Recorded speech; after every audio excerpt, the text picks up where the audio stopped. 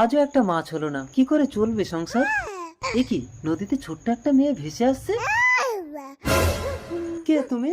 আমি জলপরি, ওটা আমার কন্যা। একটা হাঙর মাছ আমাকে তাড়াচ্ছে খাবে, তুমি আমার মেয়েটাকে বাঁচাও। খুব ভালো হবে, আমাদেরও কোনো বাচ্চা নেই, কিন্তু আমরা নিজেরাই ভালো করে খেতে পাই না, একে কি খাওয়াবো জলপরি? ওকে আমি জাদু শক্তি দিয়েছি, তোমাদের উন্নতি হবে। আচ্ছা। তবে একটা কথা মনে রেখো, ওর চোখের জল যদি কোনোদিন মাটিতে পড়ে তাহলে কিন্তু মহাপ্রলয় হয়ে যাবে। ঠিক আছে জলপরি। দাঁড়াও, ওর যখন 16 বছর বয়স হবে তখন ওকে এই জলেই দিয়ে যাবে। আচ্ছা।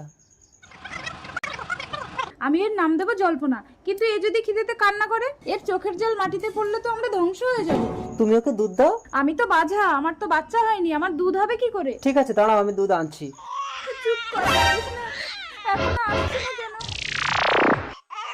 মা, আমি এই নাও দুধ। এ তো আশ্চর্য জাদু বাচ্চা, বাছা মেয়ের দুধ হচ্ছে। বাচ্চাটাকে যদি চুরি করতে পারি তাহলে আমি মালামাল হয়ে যাব।